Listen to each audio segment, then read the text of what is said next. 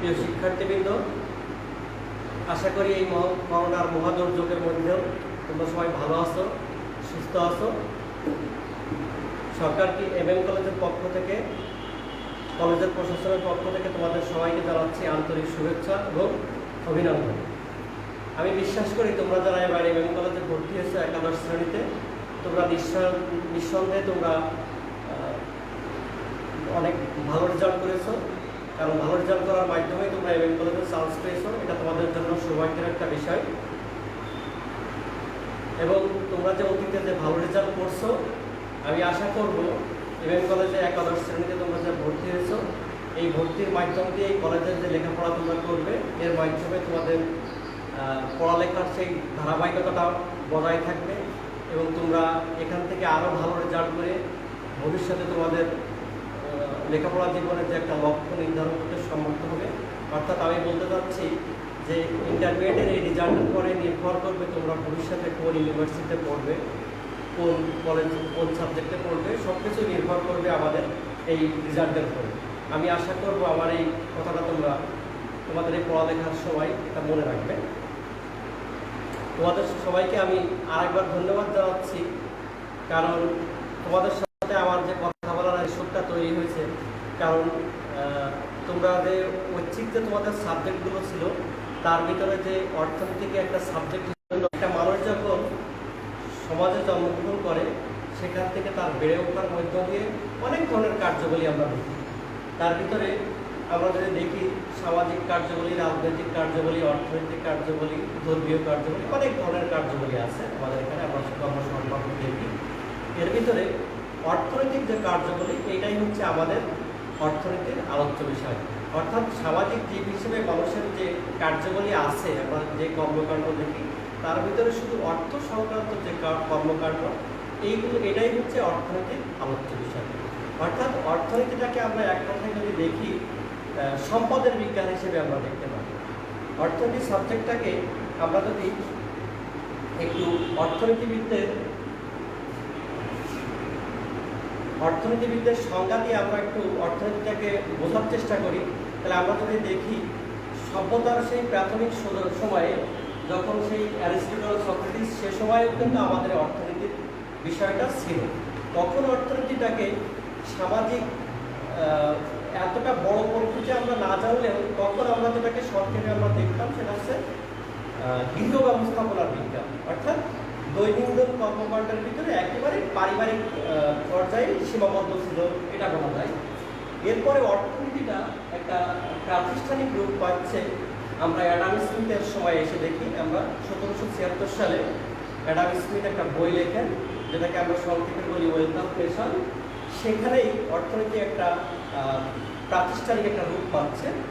তো অ্যাডাম স্মিথের ভাষায় অর্থনীতিটাকে আমরা দেখি হচ্ছে সম্পদ আহরণের বিজ্ঞান। অর্থাৎ একটা দেশ, একটা সমাজ, একটা রাষ্ট্র কীভাবে সম্পদ আহরণ করতে পারে, তার মাধ্যমে তার উন্নতি সাধন করতে পারে, এটাই ছিল মোটামুটি অর্থনীতির আলোচ্য বিষয়। এরপরে আমরা দেখি রবিনসনের সংজ্ঞাটা, আমরা যদি একটু দেখি, রবিনসন এর সংজ্ঞাটাকে আমরা মোটামুটি আধুনিক এক সংজ্ঞা হিসেবে আমরা চিহ্নিত করতে পারি। রবিনসনের ভাষায় একটা দেশের বা সমাজের সম্পদের যে সীমাবদ্ধতা থাকে এবং অসীম অভাব থাকে, অর্থাৎ সীমাবদ্ধ সম্পদ, অসীম অভাব, এই সীমাবদ্ধ সম্পদ দিয়ে কীভাবে অসীম সমস্যার সমাধান দূর করা যায়, এই যে কার্যগুলিটা, এটাকেই অর্থনীতি হিসেবে চিহ্নিত করছে এল রবিনসন। সুতরাং অর্থনীতির যে সংজ্ঞাগুলো, যতগুলো সংজ্ঞা আমরা ধারাবাহিকভাবে দেখি, তার ভিতরে সবচেয়ে গ্রহণযোগ্য সংজ্ঞা আমাদের কাছে এসে দাঁড়ায় হচ্ছে এল রবিনসনের সংজ্ঞাটা। এরপরে আমরা যদি দেখি যে আমরা মার্শালের সংজ্ঞাটা একটু দেখি। মার্শালের মতে অর্থনীতি একজন মানুষের অথবা একজন সমাজের মানুষের যে দৈনন্দিন জীবনের যে সাধারণ কার্যগুলি, সেটা আলোচনা করে। তো আমরা যদি মার্শালের সংজ্ঞাটা আরেকটু ভালো করে দেখার চেষ্টা করি, যে টাকা পয়সা আহরণ এবং টাকা পয়সা সম্পদ আয় করা এবং ব্যয় করা, এর ভিতর থেকে একটু বাইরে চলে এসে আমরা যেটা দেখছি, সেটা হচ্ছে যে অর্থনীতি এমন একটি বিষয় যা মানুষের দৈনন্দিন জীবনের সাধারণ কার্যগুলি আলোচনা করে। অর্থাৎ সাধারণ কার্যবলী বলতে যে সম্পদ আহরণ এবং সম্পদ ব্যয় করা এটা বোঝায় না, কারণ এর সঙ্গে জড়িত হচ্ছে মানুষের কল্যাণটা। কারণ এই সম্পদ ভোগের মাধ্যমে যদি মানুষের কল্যাণটা নিশ্চিত না হয়, তাহলে সেই সম্পদটা মানুষের অথবা সেই সমাজের খুব বেশি উপকারে আসে না।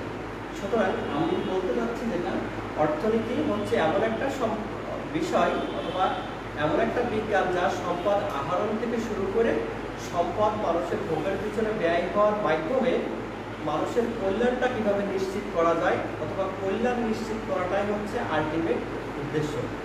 তোমরা একটু দেখবে যে আমরা যদি একটু উদাহরণ হিসেবে দেখি যে বর্তমানে অনেকগুলো দেশ আছে যে দেশের হয়তো বা মাথাপিছু আয় প্রবৃদ্ধির হারটা হয়তো বা খুব বেশি না। আমরা উদাহরণ হিসেবে আমরা বলতে পারি যে আমাদের পার্শ্ববর্তী একটা দেশ ভুটান অথবা স্ক্যান্ডিনেভিয়ার অনেক দেশ আছে, সে দেশগুলোর কিন্তু মাথাপিছু আয় হয়তো বা বেশি না হলেও জীবনযাত্রার মানটা খুব বেশি, অর্থাৎ একটা সুখী দেশ হিসাবে তারা কিন্তু সারা বিশ্বে পরিচিত। সুতরাং অর্থনীতির আলটিমেট যে গোলটা আমরা মার্শালের সংজ্ঞার মাধ্যমে একটু দেখতে পারি, সেটা হচ্ছে সম্পদের ব্যয় করার মাধ্যমে কীভাবে একটা দেশের যে আপামার জনগণ আছে তাদের কল্যাণটা নিশ্চিত করা যায়, সেটা আমাদের অর্থনীতির একটা মূল উদ্দেশ্য অথবা আলোচ্য বিষয় আমরা বলতে পারি। সুতরাং এই অর্থনীতিবিদদের সংজ্ঞা মাধ্যমে অথবা আমাদের যেটা কমন সেন্সে আমরা যেটা দেখছি, সেটা হচ্ছে অর্থনীতি একটা বিষয় অথবা শাস্ত্র, অর্থশাস্ত্র, যেটা হচ্ছে সমাজের বসবাসরত একটা মানুষের প্রত্যেক দিনের যে টাকা পয়সা আয় করার থেকে টাকা পয়সা ব্যয় করার এই যে একটা স্পেসিফিক যে একটা অংশটা, যে সেকশনটা, এই জিনিসটা নিয়ে কাজ করি আমরা, এখানে পড়ালেখা করি, যেটা যে কীভাবে সম্পদ আয় করা যায় আর কীভাবে ব্যয় করা যায়, এই রিলেটেড যে কথাবার্তাগুলো আমাদের। এরপরে আমরা আরেকটা টপিক নিয়ে একটু কথা বলি, সেটা হচ্ছে দুষ্প্রাপ্যতা এবং নির্বাচন। আমরা যখন রবিন্সের সংজ্ঞাটা একটু দেখছিলাম, সেখানে আমরা দেখছিলাম যে সীমাবদ্ধ সম্পদ এবং অসীম অভাব। একটা মানুষের কিন্তু অভাবের কোনো শেষ নেই, কারণ সে তার মনে যেটা চাচ্ছে সেইটাই অভাব। আমি যদি এখন বলি যে আমার একটা গাড়ির দরকার, আমার এখন ক্ষুধা লাগছে, আমার একটা শার্টের দরকার, আমার একটা প্যান্ট কিনতে হবে, এই যে আমার মনের ভিতরে যেটা আসছে সেটাই কিন্তু অভাব। সেম টাইম এই যে অভাব পূরণের যে উপায়, যে উপকরণ, সেটা কিন্তু সীমাবদ্ধ, অর্থাৎ সম্পদটা কিন্তু খুব বেশি না। অভাবটা যেভাবে অসীম, একইভাবে সম্পদটাও কিন্তু সীমাবদ্ধ, অর্থাৎ সীমাবদ্ধ সম্পদ দিয়ে কীভাবে অভাবটা দূর করা যায়, তার মধ্য দিয়ে কিন্তু আমাদের সামনে এই দুষ্প্রাপ্যতা এবং নির্বাচন বিষয়টা চলে আসছে। সুতরাং দুষ্প্রাপ্য বলতে আমরা যেটা বোঝাচ্ছি সেটা হচ্ছে সম্পদ মানেই সম্পদের একটা বৈশিষ্ট্য, অল অ্যান্ড অনলি বৈশিষ্ট্যের কথা যদি আমরা বলি, সেটা হচ্ছে দুষ্প্রাপ্য, মানে যে জিনিসটা খুব বেশি পাওয়া যায় না সেটাই তো সম্পদ। তো সম্পদ যেহেতু দুষ্প্রাপ্য, ওই দুষ্প্রাপ্যতার সাথে আমাদের আরেকটা জিনিস চলে আসে সাথে সাথে, সেটা হচ্ছে নির্বাচন। নির্বাচনটা কেন আসছে? কারণ যখন আমার একটা নির্দিষ্ট সম্পদ আমার সামনে আছে, অর্থাৎ আমার এই মুহূর্তে 500 টাকা আছে, আমার সামনে কিন্তু অভাবের কোনো শেষ নেই, আমার কিন্তু অনেকগুলো অভাব এসে আমার সামনে হাজির হচ্ছে। সে আমার এখন একটা প্যান্ট কিনতে হবে, আমার একটা শার্ট কিনতে হবে, আমার একটা মোবাইলের দরকার, কিন্তু আমার যে নির্দিষ্ট টাকাটা আছে, এই টাকাটা দিয়ে কিন্তু আমি আমার সমস্ত অভাব কিন্তু দূর করতে পারবো না। সুতরাং যে কাজটা করতে হবে, আমাকে আমার অভাবটাকে নির্বাচন করতে হবে, আমার অভাবটাকে আমার প্রয়োজনের নিরিখে আমাকে নির্বাচন করতে হবে। নির্বাচন করে প্রাধিকার ভিত্তিতে যে অভাবটা আমার সবচেয়ে আগে এসে দেখা দিচ্ছে, সেই অভাবটা কিন্তু আমাকে পূরণ করতে হবে। সুতরাং সীমাবদ্ধ সম্পদ যখন আমরা বলছি আর অভাব যখন অসীম, এর জায়গা থেকে আমাদের এই দুষ্প্রাপ্যতা এবং নির্বাচনের ব্যাপারটা চলে আসছে। একটা ব্যাপার আমাদের এখানে খুব মনে রাখা দরকার, যে নির্বাচনের যে ব্যাপারটা, এইটা কিন্তু আমাদের প্রত্যেকে ব্যান্ড টু ব্যান্ড ভ্যারি করবে, মানে সব মানুষ যে একইভাবে তার অভাবগুলোকে সিলেক্ট করবে সেটা কিন্তু না। তুমি যখন একটা ভালো স্টুডেন্ট, তোমার এই মুহূর্তে অভাব প্রাধিকার থাকতে পারে যে আমাকে এই মুহূর্তে আমার একটা বই কিনতে হবে, কারণ অর্থনীতির বইটা আমার এখন দরকার, একটা বই কিনতে হবে। কিন্তু তোমার মতো আরেকটা স্টুডেন্ট কিন্তু সে বলতে পারে যে না আমার এখন বই দরকার না, আমাকে হয়তো মোবাইলে ফ্লেক্সি লোড দিতে হবে, অথবা একটা মোবাইলের প্রয়োজন।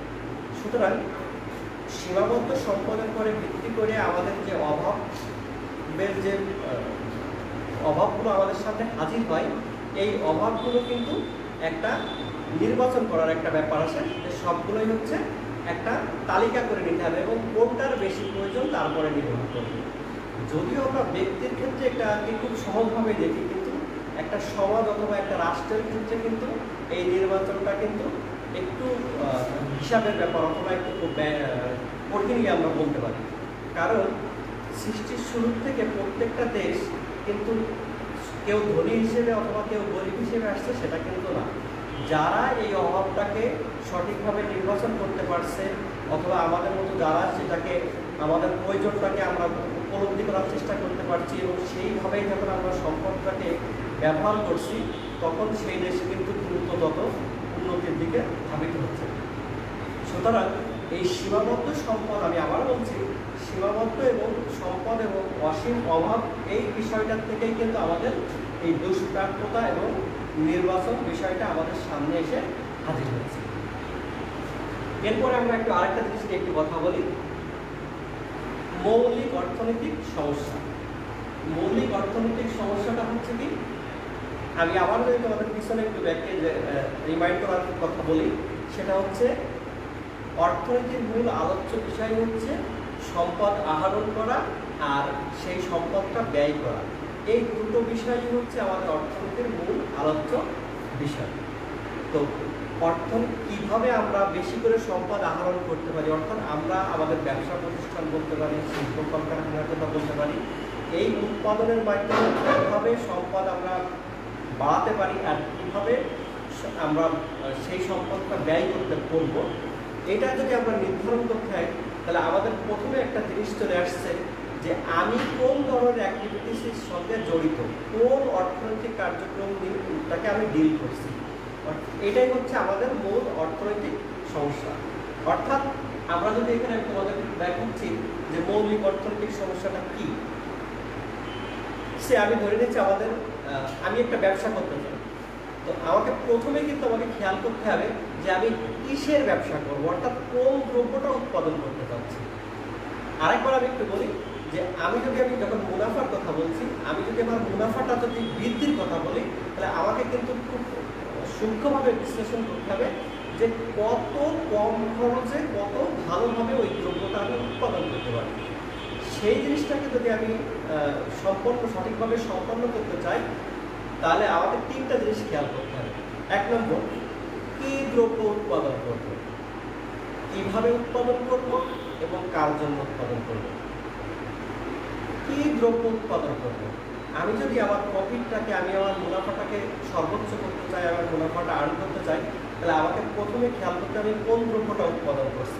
অর্থাৎ আমার অ্যাবিলিটি, আমার সামর্থ্য, আমার টেকনিক্যাল সাপোর্ট, আমার উপকরণ, এভরিথিং যা কিছু লাগবে, এইটা দিয়ে কোন দ্রব্যটা উৎপাদন করলে আমার জন্য ভালো হয়, এই সিদ্ধান্তটা আমাকে প্রথমে নিতে হবে।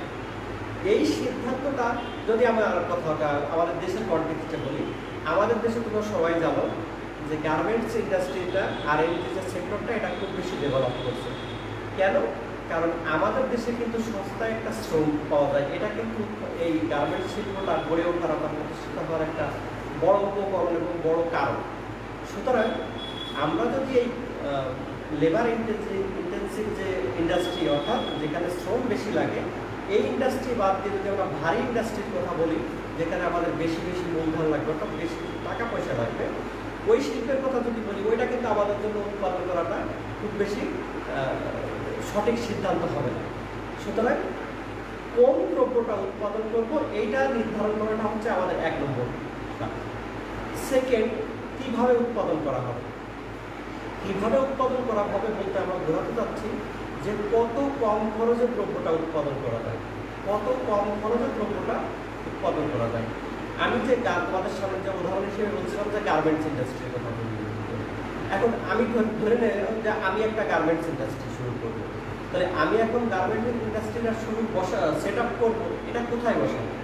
আমাকে আগে ভাবতে হবে যে কোন জায়গায় যদি আমি যদি স্থাপন করলে আমার সস্তায় আমি আমার শ্রমিকের যে সরবরাহ সেটা সঠিকভাবে আমি পাচ্ছি। পাশাপাশি আদার্স যে ফ্যাক্টরগুলো আছে, যে ব্যাংক অথবা ওই আর্থিক যে লেনদেন করার জন্য যে ব্যাংকিং সিস্টেমের কথা দরকার হতে পারে, ট্রান্সপোর্টেশনের কথা ব্যাপারগুলো আসতে পারে, এই রকম হিসাব জিনিসগুলো আমার হিসাবে নিয়ে এসে যেখানে সেই কারখানাটা ফ্যাক্টরিটা স্থাপন করলে সুবিধা হয়, ঠিক সেই জায়গায় আমার এই ফ্যাক্টরিটা স্থাপন করাটা উচিত। তাহলে কি হবে, আমি আমার প্রোডাকশন কস্টটা সব কমাতে সামর্থ্য হবো। কিন্তু আমি যদি এই কাজটা করতে ব্যর্থ হয়, আমি তোমরা যদি দেখো এখন আমাদের দেশের যত গার্মেন্টস ইন্ডাস্ট্রিগুলো সব গড়ে উঠছে, নরসিংদী, গাজীপুর, চিটাগাং, কেন? কারণ ওই জায়গায় যদি আমরা তাদের ফ্যাক্টরিটা তৈরি করে তাহলে তাদের খরচটা কিন্তু একটা কমানো সম্ভব হয়। সুতরাং কীভাবে উৎপাদন করা হবে, বলতে আমরা যেটা বোঝাতে চাচ্ছি সেটা হচ্ছে কত কম খরচে উৎপাদন করা হবে। তাহলে আমরা দুটো পয়েন্ট দেখলাম, যে মানুষের মৌলিক যে সমস্যাটা সেটা হচ্ছে যে 1 নম্বরটা হচ্ছে কী দ্রব্য উৎপাদন করা হবে, সেকেন্ড হচ্ছে কীভাবে উৎপাদন করা হবে। থার্ড যে আমাদের পয়েন্টটা সেটা হচ্ছে যে কার জন্য উৎপাদন করা হবে, কার জন্য এই দ্রব্যটা আমি উৎপাদন করবো, অর্থাৎ আমার আলটিমেট কনজিউমার, আমার ভোক্তা কারা, আমার ক্রেতা কারা, সেটাকে আমাকে সিলেক্ট করতে হবে। অর্থাৎ আমাদের দেশে আমরা যদি এখন আমাদের দেশের কথা তাই বলি, এখন আমাদের দেশে যে প্রযুক্তিগুলো আসছে, ওয়ালটনের কথা আমরা বলি, ওয়ালটন যে প্রোডাক্টগুলো আমাদের দেশে প্রোডাকশনে আছে এবং প্রোডাকশন করছে, সেটা দেখা যাচ্ছে কস্টটা একটু লো। তো কস্টটা যখন কম হচ্ছে তখন কী হচ্ছে, যে আমাদের দেশে যে আপামর যে বেশিরভাগ লোকগুলো যারা মিডিল ইনকাম গ্রুপের যে লোকগুলো আছে, তাদের কিন্তু এই প্রোডাক্টগুলো ক্রয় ক্ষমতার ভিতরে থাকছে, সুতরাং সহজে তারা এটা ক্রয় করতে পারছে। কিন্তু এখানে যদি আমরা এখন ওয়ালটনের ফোন বাদ দিয়ে যদি আমরা আইফোনের কথা বলি, তোমরা যেগুলো খুব বেশি অভ্যস্ত, আইফোন আমাদের দেশে উৎপাদন হলে কিন্তু এটার ক্রয় করার মতো সামর্থ্য খুব বেশি মানুষের নেই। সুতরাং তুমি কোন দ্রব্যটা উৎপাদন করবে এটা নির্ভর করছে যে তোমার যে এলাকার যে অথবা ওই সমাজের অথবা ওই রাষ্ট্রের যে মানুষের যে ক্রয় ক্ষমতার পরে যদি তুমি এটা চুজ করতে সামর্থ্য হও, তাহলে কী হবে, তোমার এই দ্রব্যটা সহজে তাদের কাছে পৌঁছাতে পারছে। অর্থাৎ মৌলিক অর্থনৈতিক সমস্যা বলতে আমরা যেটা বুঝছি সেটা হচ্ছে যে আমরা যে ব্যবসাটা আমরা যে উৎপাদন করব সেটা চুজ করার ব্যাপারটা বলছি, যে কোন, কারণ যেহেতু একটা ব্যবসা প্রতিষ্ঠানটা উৎপাদন কলকারখানা এটা একটা লং টার্ম একটা বিষয়, সুতরাং যদি আমরা ভুল সিদ্ধান্ত নিয়ে ফেলি তাহলে কিন্তু আমরা এখানে আমাদের মুনাফার পরিবর্তে কিন্তু আমাদের ক্ষতির সম্মুখীন হতে হবে। তাই মৌলিক অর্থনৈতিক সমস্যাটা 3টা বিষয়ের পরে আমরা আলোচনা করলাম, সেটা হচ্ছে যে কী দ্রব্য উৎপাদন করা হবে, কীভাবে এবং কার জন্য। আমি আবারও বলছি, যদিও বিষয়টা ব্যক্তির পর্যায়ে যদি আমরা ভাবি তাহলে তখন কিন্তু খুব সহজ, বলবে যে এটা তো খুব সিম্পল জিনিস, কিন্তু যখন আমরা সমাজ এবং রাষ্ট্রের ব্যাপারে বিভিন্ন দেশের পার্সপেক্টিভে আমরা জিনিসটা দেখি, তখন জিনিসটা কিন্তু একটু ভাবার বিষয়, যেটা আমাদের সিদ্ধান্তটা নিতে গেলে একটু ভাবতে হবে।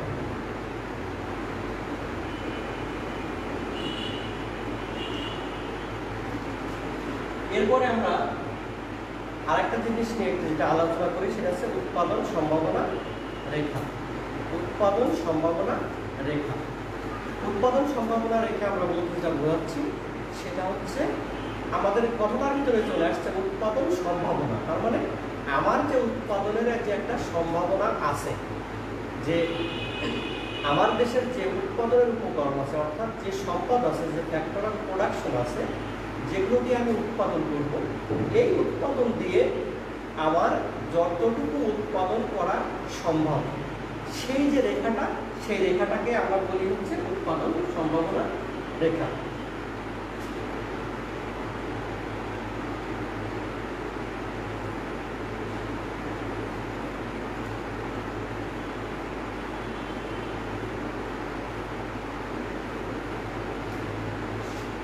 তোমরা যদি এই রেখাটা একটু দেখো, এই যে রেখাটা, এই রেখাটা আমাদের স্ট্রেট লাইন রেখেছে, আমরা আকার সুবিধার্থে আমরা স্ট্রেট লাইন রাখছি এখানে, কিন্তু মূলত স্ট্রেট লাইন না হয়ে রেখাটা কিন্তু বৃত্তের মতো আমাদের হতে পারে। সেটা হচ্ছে এই যে রেখাটা, এই রেখাটাকে আমরা বলতেছি হচ্ছে উৎপাদন সম্ভাবনা রেখা। অর্থাৎ ওই যে এবি যে রেখাটা দিছি, ওই রেখার নিচেই যে অংশটুকু রয়ে গেছে, ওই অংশটুকু রয়ে গেছে, ওই অংশটুকুর মাঝে রয়ে গেছে আমাদের উৎপাদনের উপকরণ। অর্থাৎ একটা দেশের যে উৎপাদনের মোট উপকরণ থাকে, আমরা সবাই জানি এবং এর পরের ক্লাসগুলো আমাদের সামনে আমাদের যখন আমরা আসবো এই অধ্যায় নিয়ে, সেটা হচ্ছে একটা দেশের যে মোট উৎপাদনের উপকরণ, এটাকে মূলত আমরা 4টি ভাগে ভাগ করে ফেলি অর্থনৈতিক জায়গা থেকে। একটা হচ্ছে ভূমি, শ্রম, মূলধন, সংগঠন।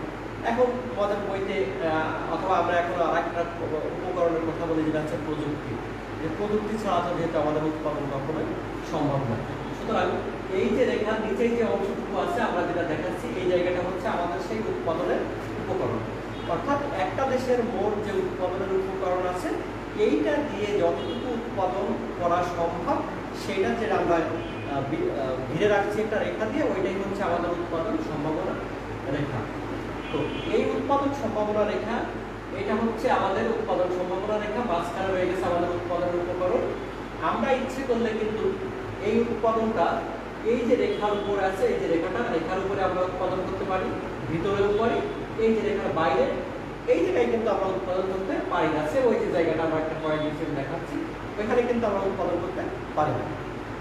তাই আমরা এই উৎপাদন সম্ভাবনা রেখাটা আরেকটু বোঝার চেষ্টা করি, যে যদি আমরা এই রেখার ভিতরে এই যে পয়েন্টগুলো আছে, এখানে যদি আমি উৎপাদন করি, সেখানে উৎপাদন করলে উৎপাদন সম্ভব, কিন্তু অর্থনৈতিক দৃষ্টি থেকে এই জায়গায় উৎপাদন করা কখনোই দক্ষতার পরিচয় না। কারণ এই জায়গায় যদি আমরা যদি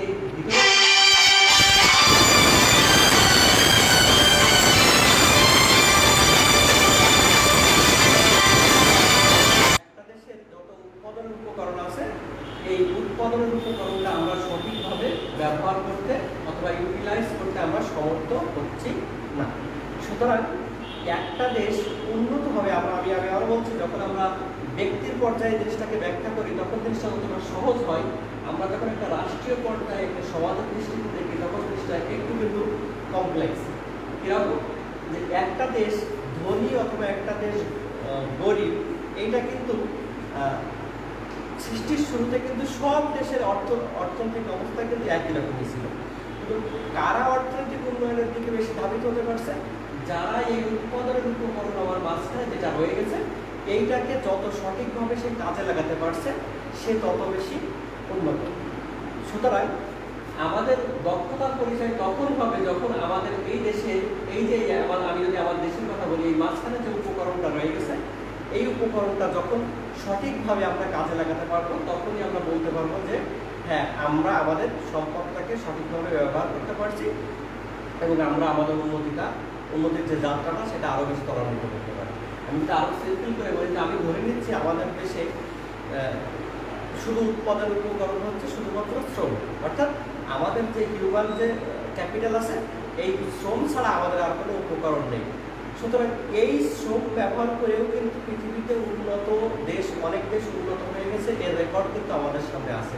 আমরা একটু পরে যখন আসবো, আমরা ম্যালথাসের থিওরির কথা বলি, তোমরাও দেখবে একটু পরে, যে অধিক জনসংখ্যা হলে কি হয়, একটা দেশের অর্থনৈতিক উন্নয়নের যাত্রাটা ব্যাহত হয়। কিন্তু আমরা যদি চায়নার কথা বলি, চায়না বর্তমান সময়ে যে অর্থনৈতিক উন্নয়নের একটা মিরাকল, যে তাদের কিন্তু হিউজ ম্যান পাওয়ার, এত জনসংখ্যা, তারপরে কিন্তু তারা উন্নত।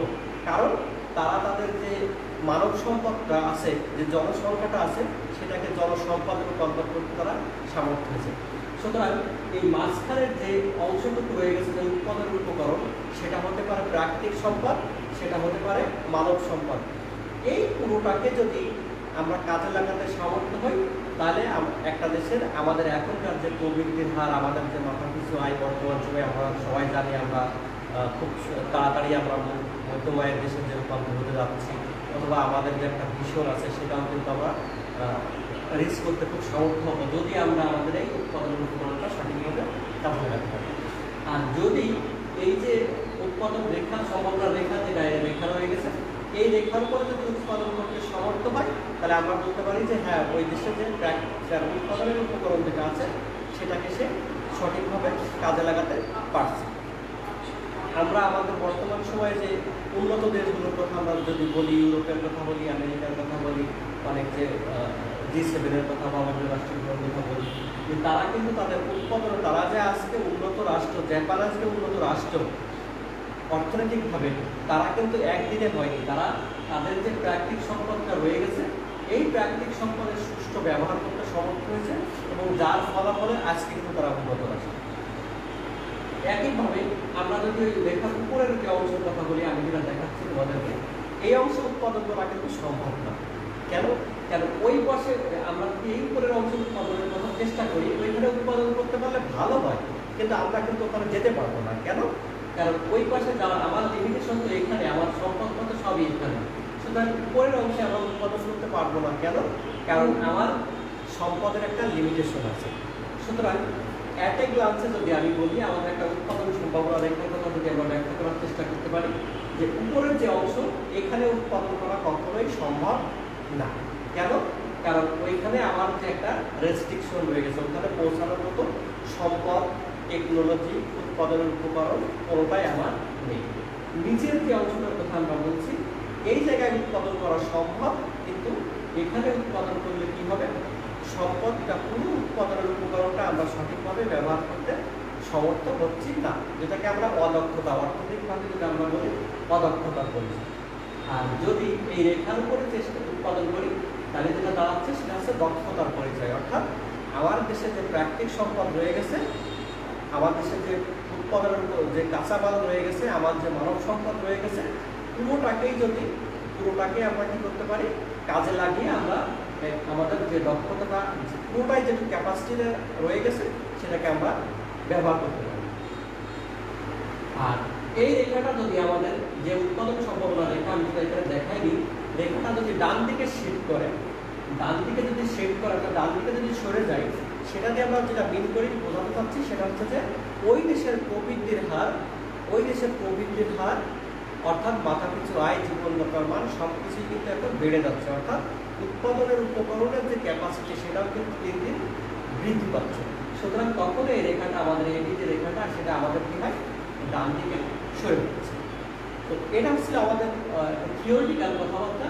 এখন যদি আমরা চিত্রে যেটা আছে সেটাকে আরেকটু ব্যাখ্যা করার চেষ্টা করি, আমাদের এই চিত্রে যেটা দেখানো হচ্ছে, যে অনেক চিত্র আঁকলে তখন দেখবে যে আমরা দুটো অক্ষ হিসেবে এক্সিস হিসেবে আঁকি, একটা হচ্ছে লম্ব অক্ষ, একটা হচ্ছে ভূমি অক্ষ। আমরা এখানে দেখাইছি ভূমি অক্ষ, আর উপরে হচ্ছে কি লম্ব অক্ষ। লম্ব অক্ষে আমরা যেটা উদাহরণ হিসেবে রাখছি আম, আর ভূমি অক্ষে হচ্ছে কলা।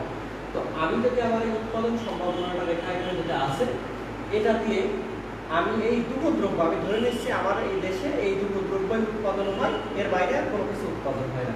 তাহলে আমার যে উৎপাদন সম্ভাবনা রেখা, এর নিচে যে সম্পদ রয়ে গেছে, উৎপাদনের উপকরণ রয়ে গেছে, এইটা দিয়ে আমার এই দুটো দ্রব্য উৎপাদন করা সম্ভব, আম এবং কলা। এখন আমি কোনটা চাই?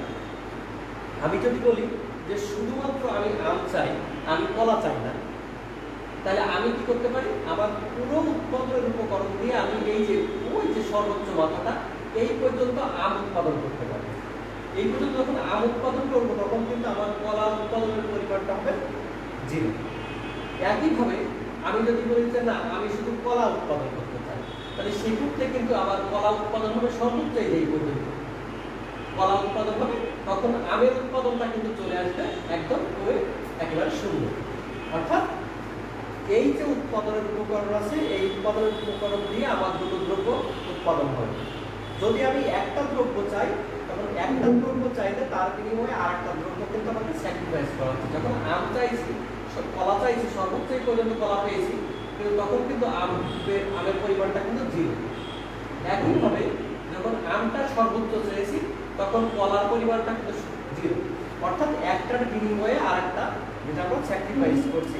একটু পরে আমি সুযোগ ব্যয় হিসেবে এই কথাটা আমি আবার নিয়ে আসবো।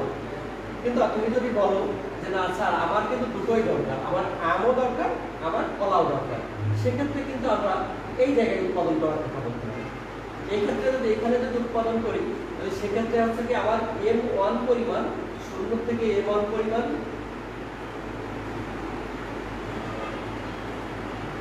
0 থেকে M1 পরিমাণ কি পাবো, আম পাবো, আর নিচে N1 পরিমাণ হচ্ছে কি কলা পাবো।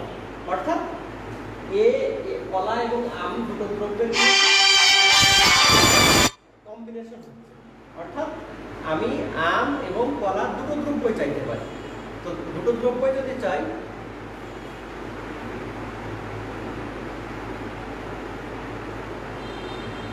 দুটো দ্রব্যই যদি চাই, তো সেক্ষেত্রে কি হচ্ছে যে আমি যদি এ বিন্দুতে থাকি, তাহলে দেখা যাচ্ছে M1 পরিমাণ আম পাচ্ছি আর বি পরিমাণ হচ্ছে কি কলা পাচ্ছি। অর্থাৎ আমি কলা এবং আম দুটো দ্রব্যই পাচ্ছি। আমি যদি বি বিন্দুতে উৎপাদন করার কথা বলি, যে এখন আমি ভাবতে পারি যে না স্যার আমার আমের তুলনায় এবার কলাটা একটু বেশি লাগে, সেক্ষেত্রে কি হচ্ছে আমরা এই যে বি বিন্দুতে উৎপাদন করছি, বি বিন্দুতে উৎপাদন করলে কি হচ্ছে 0 থেকে B1 পরিমাণ আমি কলা পাচ্ছি, আর আমের পরিমাণটা কিন্তু M1 এর থেকে M এ চলে আসে। অর্থাৎ আমি চাইলেই কিন্তু আমার এই দুটো দ্রব্য আগেরটা কলার পরিমাণ সেম থেকে আমের পরিমাণটা বাড়াবো তা কিন্তু হবে না, কারণ যেহেতু আমার উৎপাদনের উপকরণটা একটা নির্দিষ্ট পরিমাণ সীমাবদ্ধ, সুতরাং এটা দিয়েই আমাকে দুটো দ্রব্য উৎপাদন করার চেষ্টা করতে হবে। সেক্ষেত্রে যদি আমি একটা দ্রব্য বেশি চাই, তখন কিন্তু অটোমেটিক্যালি আমাকে আর একটা দ্রব্য ত্যাগ করা লাগবে, স্যাক্রিফাইস করা লাগবে। তো এই হচ্ছে আমাদের উৎপাদন সম্ভাবনা রেখাটা। উৎপাদন সম্ভাবনা রেখাটা কি জিনিস? সেটা হচ্ছে একটা দেশের অথবা একটা সমাজের, একটা ব্যক্তির কথা যেভাবে আমরা বলি, তার যে মোট সম্পদ আছে, যে উৎপাদনের উপকরণ আছে, যে সেটা প্রাকৃতিক সম্পদ হতে পারে, সেটা হচ্ছে কি হিউম্যান ক্যাপিটাল হতে মানব সম্পদ হতে পারে, অন্যান্য যে কাঁচামাল আছে, প্রযুক্তি আছে, সব কিছু মিলায়ে যতটুকু দ্রব্য সামগ্রী উৎপাদন করা যেতে পারে, সেটা যখন আমরা একটা বাউন্ডারি দিয়ে রেখা দিয়ে দেখাচ্ছি, ওই রেখাটাকেই আমরা বলি হচ্ছে উৎপাদন সম্ভাবনা রেখা। আর আমরা যখন আমরা চিত্রে দেখাই, সেক্ষেত্রে আমরা ধরে নিই যে অনলি যেটা আমাদের টু ডাইমেনশন, যেটা আমরা বলি যে চিত্রে যখন আমরা দেখাই, এখানে দুটো দ্রব্য বেশি দেখানো যায় না, সেজন্য আমরা ধরে নিই যে এখানে নিচ ভূমি অক্ষে একটা আর লম্ব অক্ষে একটা দ্রব্যটা, এই দুটো দ্রব্য উৎপাদন করা হয়। তো এর সঙ্গে যে আরেকটা টপিকস নিয়ে আমি একটু কথা বলি, যেটা এদের সঙ্গে একেবারে রিলেটেড, আমাদের একটা চিত্রেই চলে আসবে, সেটা হচ্ছে সুযোগ ব্যয়। সুযোগ ব্যয় যেটাকে আমরা বলি অপরচুনিটি কস্ট। অপরচুনিটি কস্টটা কি? তার জন্য সেম চিত্রটা আমাদের থেকে যাচ্ছে, এই চিত্রটা থেকে যাচ্ছে, জাস্ট আমরা উপরে যদি আমরা শুধু লিখে রাখি যে একটি সুযোগ ব্যয়টা। তো আমরা প্রথমে একটু বোঝার চেষ্টা করি যে সুযোগ ব্যয়টা কি। সুযোগ ব্যয়টা কি? ধরে নাও তোমরা আজকে আমাদের যে এই প্রথম লাইভ ক্লাস হচ্ছে, এখানে অনেকেই কিন্তু তোমরা অংশগ্রহণ করছো, তোমরা অনেকেই দেখছো, আমরা তুমি তোমার ঘুমটাকে স্যাক্রিফাইস করতে হয়েছে। সুতরাং আমরা সুযোগ ব্যয় বলতে যেটা বুঝি, সেটা হচ্ছে যে একটার বিনিময়ে যে আরেকটা দ্রব্যকে আমাকে স্যাক্রিফাইস করতে হয়, সেটাই হলো সুযোগ ব্যয়। অর্থাৎ ওই যে আমরা প্রথমেই চলে আসছি যে আমাদের সেই নির্বাচনের ব্যাপারটা, যে আমার কিন্তু যখন সীমাবদ্ধ সম্পদ থাকে, সেই সীমাবদ্ধ সম্পদ দিয়ে যখন আমরা অসীম অভাব দূর করতে চাই, তখন অভাবের কিন্তু আমাদের একটা তালিকা দরকার, একটা র্যাঙ্ক করতে হয়, যে আমার যে অভাবগুলো আছে পরপর একটা তালিকা করে রাখলাম। এই সবগুলো কিন্তু আমি একসঙ্গে পূরণ করতে পারবো না। যখন আমি একটা পূরণ করব, তখন অটোমেটিক কিন্তু আমাকে আরেকটা স্যাক্রিফাইস করা লাগছে। আমি ধরে নিচ্ছি যে উদাহরণটা আমি তোমাকে দিচ্ছি, সে এখন কেউ ঘুমায় আছে, আর কেউ হচ্ছে আমার এই ক্লাসটা দেখছে। যে ক্লাসটা দেখছে সে কিন্তু ঘুমটাকে তার স্যাক্রিফাইস করা লাগছে, আর যে ঘুমাচ্ছে তাকে কিন্তু ক্লাসটা স্যাক্রিফাইস করা লাগছে। আর যে ক্লাসটা দেখছে সে কিন্তু তার ঘুমটাকে স্যাক্রিফাইস করছে। অর্থাৎ এই যে একটার বিনিময়ে আরেকটা যে ছেড়ে দেয়া, এই ছেড়ে দেয়াকেই আমরা বলছি হচ্ছে, সেটাকে আমরা বলতেছি হচ্ছে সুযোগ ব্যয়। সুযোগ ব্যয় জিনিসটা আমাদের একইভাবে যে আমরা উৎপাদন সম্ভাবনা রেখা যেটা দেখছিলাম, সেই একই রকম, যে আমি যখন কলা উৎপাদন করতে চাচ্ছি বেশির পরিমাণ, তখন কিন্তু আমাকে আমের পরিমাণটা কিন্তু আমাকে স্যাক্রিফাইস করা লাগছে। আবার আমের পরিমাণটা যখন আমি বাড়ানোর চেষ্টা করছি, তখন কিন্তু কলার উৎপাদনের পরিমাণটা স্যাক্রিফাইস করা হচ্ছে। সুতরাং একটার বিনিময়ে যে আরেকটা স্যাক্রিফাইস করছি, সেটাকে আমরা বলতেছি সুযোগ ব্যয়। চিত্রটা একেবারেই আমাদের যে উৎপাদন সম্ভাবনা রেখার মতো। তো ধন্যবাদ তোমাদের সবাইকে। আজকে এখন তোমাদের সামনে আমাদের সরকারি এমএম কলেজের সুযোগ্য অধ্যক্ষ প্রফেসর আবুল কাউসার স্যার তোমাদের সামনে কথা বলবে। তোমরা স্যারের কথাটা মন দিয়ে শুনবে।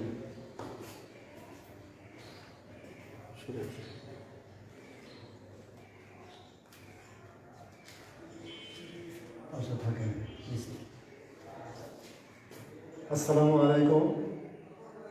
আমার স্নেহের শিক্ষার্থীবৃন্দ, আশা করি তোমরা ভালো আছো। করোনাকালীন এই সময়ে আমরা তোমাদেরকে সরাসরি ক্লাসে আহ্বান করতে পারছি না, যার জন্য আমাদের এই উদ্যোগ। আশা করি তোমরা এই সুযোগের পুরোপুরি সদ্ব্যবহার করবে, যথারীতি ক্লাস করবে এবং স্যার যখন যে টপিক অধ্যায় পড়াচ্ছেন সেগুলো তোমরা দিন শেষে বই বের করে সেখান থেকে পড়ে আরও বেশি ভালোভাবে আয়ত্ত করার চেষ্টা করবে। যদিও অনলাইন ক্লাস, এটা কিন্তু সরাসরি শারীরিকভাবে উপস্থিত থেকে যে ক্লাস অতটা সুবিধা, তারপরেও আমাদের শিক্ষকরা চেষ্টা করবেন কি করে এই ক্লাসগুলো আরও বেশি তোমাদের কাছে হৃদয়গ্রাহী করা যায়, তোমাদের কাজে লাগে, সেই চেষ্টা অবশ্যই স্যাররা করবেন। তোমাদের থেকেও চেষ্টা থাকতে হবে যে আমরা এই সীমিত পরিসরে এই সুযোগটাকে কী করে কাজে লাগিয়ে আমাদের পড়াশোনা বিদ্যা অর্জনটাকে আমরা আরও বেশি কাজে লাগাতে পারি, সামনে এগিয়ে নিতে পারি। করোনায় আমাদের বহু কিছু থেমে আছে, কিন্তু জীবন জীবিকা এটা তো আর থেমে থাকার জিনিস নয়। কাজে আমাদের পড়াশোনাও থেমে থাকলে চলবে না, এটাকে আমাদেরকে এগিয়ে নিতে হবে। এবং এই যে মূল্যায়ন পরীক্ষা, এটাও আমরা বিকল্পভাবে বা কোনভাবে নেওয়া যায় সেটা নিয়েও আমাদের চিন্তাভাবনা আছে। তোমাদের এখন প্রথম কাজ হচ্ছে এই পড়াশোনাটাকে অব্যাহত রাখা। আর একটা কথা মনে রাখবেন যে আমরা লেখাপড়া করে জ্ঞান অর্জন করার জন্য, জ্ঞান অর্জন একটা সাধনা ছাড়া কোনো কাজেই সফলতা আসে না। একইভাবে জ্ঞান অর্জনের ক্ষেত্রেও তাই। এখানে শুধু স্যাররা ক্লাস নিলেন, তুমি অ্যাটেন্ড করলে, এটাই শেষ কথা নয়। এর সঙ্গে তোমার পড়াশুনো, তোমার চিন্তা চেতনা বা তোমার যারা আশেপাশে সহপাঠী আছে তাদের সঙ্গে এসব বিষয় নিয়ে আলোচনা করা, এগুলো তোমরা অব্যাহত রাখবে। একটা কথা বলা হয়ে থাকে, সুশিক্ষিত লোক মাত্রেই স্বশিক্ষিত। এই কথাটাও তোমাদেরকে মনে রাখতে হবে, যাতে করে তোমরা নিজেরা বেশি পড়াশুনো করে জ্ঞান জিজ্ঞাসার মাধ্যমে তোমাদের যে বিষয়বস্তুগুলো আছে, যে সাবজেক্টগুলো আছে, সেগুলো তোমরা যতদূর সম্ভব বুঝে নেওয়ার চেষ্টা করবে। আর আমার পাশে অর্থনীতির স্যার আছেন, স্যারকে শেষে বলবো যে এই অর্থনীতির কোন বই ছেলেমেয়েরা সংগ্রহ করবে তা যদি একটু সংক্ষেপে বলেন বা বোর্ডে লিখে দেন। এখন আমাদের এখানে বিদ্যুৎ চলে গেছে, প্রজেক্টরে কাজ করছে না, তারপরেও স্যার যদি একটু বলেন বা বোর্ডে লিখে দেন তাহলে বোধহয় তোমাদের জন্য কাজে লাগবে সেটা। তো আমি কথা বাড়াবো না, তোমাদের জন্য অনেক দোয়া থাকলো, তোমরা ভালো থেকো। আর আরেকটা কথা, সেটা হচ্ছে তোমরা অনলাইন ক্লাসে একটু বেশি মনোযোগী হবা। হ্যাঁ, এখানে কমেন্টের সুযোগ রাখা হয়েছে যাতে করে বিষয়বস্তু সম্পর্কিত কোনো সমস্যা বা লাইভ ক্লাসে কোনো সমস্যা থাকলে তোমরা সংক্ষিপ্ত আকারে সেগুলো জানাতে পারো। কিন্তু তার মানে এই না যে কমেন্টের যে সুযোগের অপব্যবহার বা অপ্রয়োজনীয়, এটা যেন না হয়। কিন্তু তোমাদের এই স্বল্প সময়ের মধ্যে কিন্তু মনোযোগ দিতেই হবে। ঠিক মতো যদি মনোযোগ না দাও তাহলে এই ক্লাসগুলো থেকে খুব ভালো বেশি আউটপুট, রিটার্ন, এটা খুব আশা করা যায় না। তো এদিকটা তোমরা যত্নবান থাকবে।